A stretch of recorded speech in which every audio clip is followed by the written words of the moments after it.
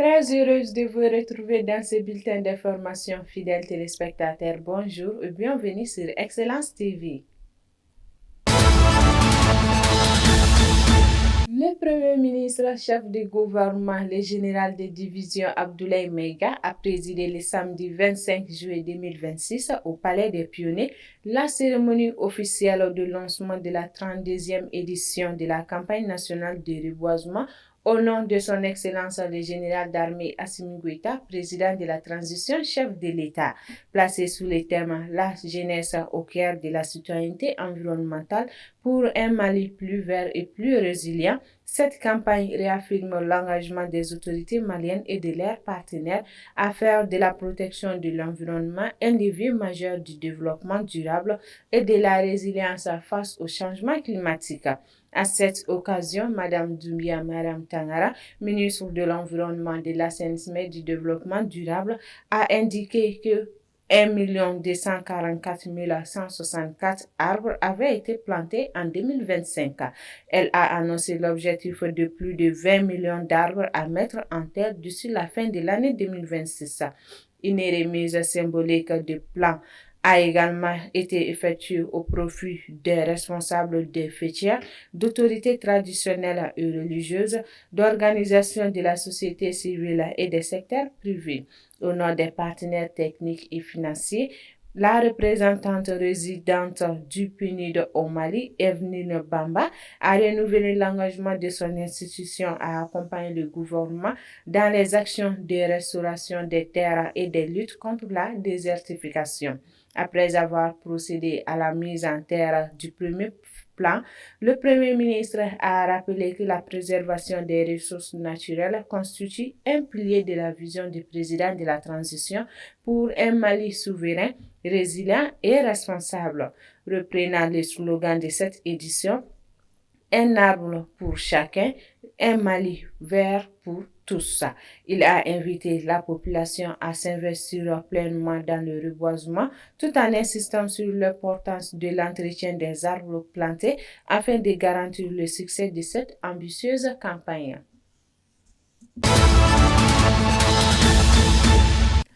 En prélude de la 4e édition de la Semaine du numérique prévue du 28 juillet au 1er août 2026 à Bamako, le ministre de la Communication, de l'Économie numérique et de la Modernisation de l'administration, M.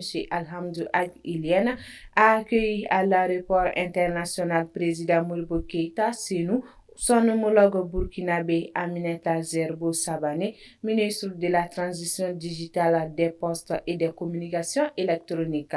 La ministre burkinabé est arrivée à Bamako à la tête d'une importante délégation composée de hauts responsables de l'administration ainsi que des acteurs du secteur privé spécialisés dans le numérique, la télécommunication, l'innovation et les services digitaux.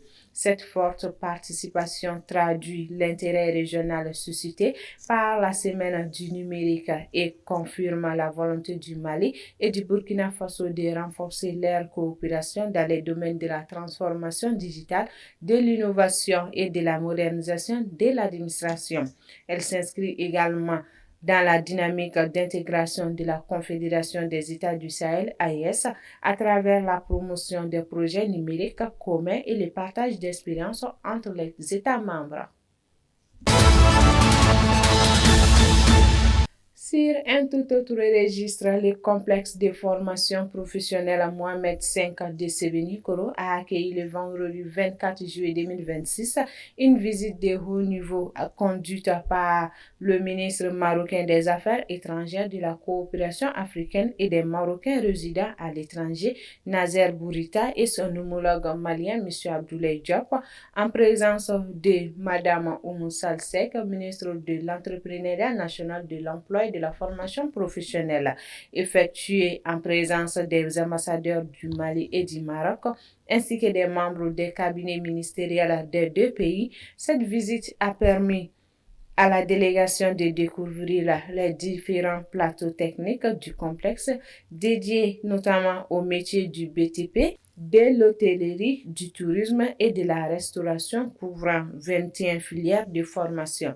S'exprimant, M. Nazer Bourita a souligné que cette infrastructure réalisée sur haute instruction de Sa Majesté le roi Mohamed V et entièrement financée, constituée et équipée par la Fondation Mohamed V illustre une coopération sud-sud concrète au service de la jeunesse et du développement des compétences. Il a annoncé que le complexe accueillera près de 1000 apprenants dès la prochaine entrée. De son côté, Mme Oumoussa Sek a salué ce don du Royaume du Maroc qu'elle a qualifié de symbole fort de l'excellence des relations entre les deux pays. Elle a rappelé que cet établissement constitue un investissement stratégique dans le capital humain destiné à renforcer l'employabilité des jeunes et à soutenir l'entrepreneuriat ainsi que la création de richesses.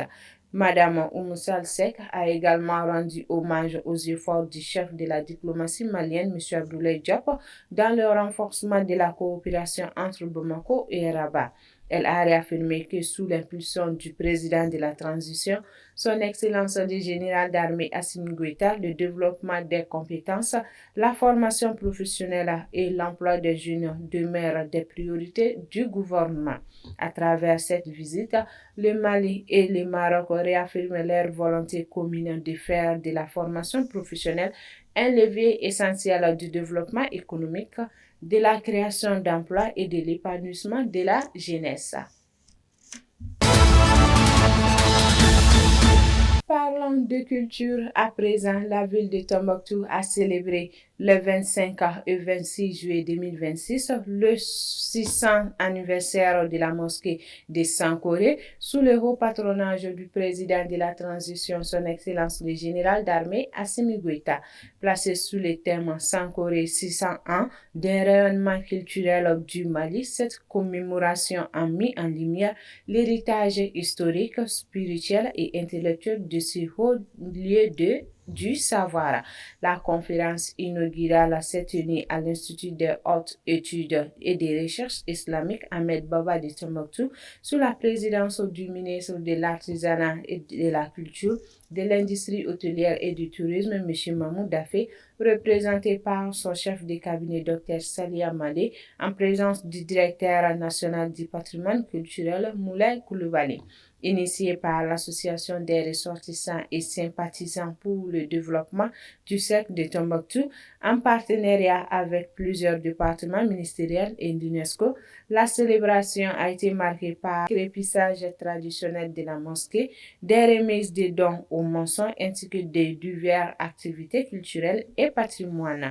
Au nom du ministre d'Affaires, le chef de cabinet a salué l'engagement des autorités administratives, coutumières et religieuses ainsi que des organisations de la société civile. Il a appelé à une mobilisation accrue pour la préservation de la mosquée de Sankoré, composante majeure du bien culturel Tombouctou, inscrit au patrimoine mondial de l'UNESCO depuis 1988 et classé patrimoine culturel national depuis 1992 en raison de ses valeurs historiques, architecturales, socio-culturelles et spirituelles. Le Mali franchit une nouvelle étape dans la lutte contre le dopage. Le ministre de la Jeunesse et des Sports, chargé de l'instruction civique et de la construction citoyenne, M. Abdul Kassim Ibrahim Fomba, a présidé le vendredi 24 juillet 2026 la cérémonie officielle de remise des accréditations aux nouveaux agents de contrôle des dopages et des attestations aux ambassadeurs de la discipline. Initiée par le Centre de médecine du sport Lassana Traoré Ambiance, cette initiative vise à renforcer les dispositifs nationaux de prévention et de contrôle des dopages conformément aux normes internationales. À cette occasion, la directrice générale du centre, Dr Lalamet Mohamed, a salué une avancée majeure pour le sport malien, soulignant que cette formation contribuera à protéger la santé des athlètes, à préserver l'intégrité des compétitions et à promouvoir les valeurs du sport propre. Prenant la parole, le ministre Abdul Kassim Ibrahim Fomba a réaffirmé que la lutte contre le dopage constitue une priorité pour les autorités. Il a rappelé l'engagement du Mali à se conformer aux exigences de l'Agence mondiale antidopage et de l'UNESCO afin de garantir des compétences équitables et de préserver l'image du pays.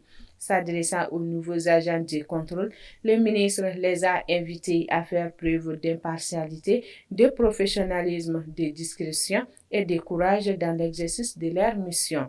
Des ambassadeurs de la lutte contre le dopage ont également été désignés pour sensibiliser les jeunes aux valeurs du fair play et de l'éthique sportive.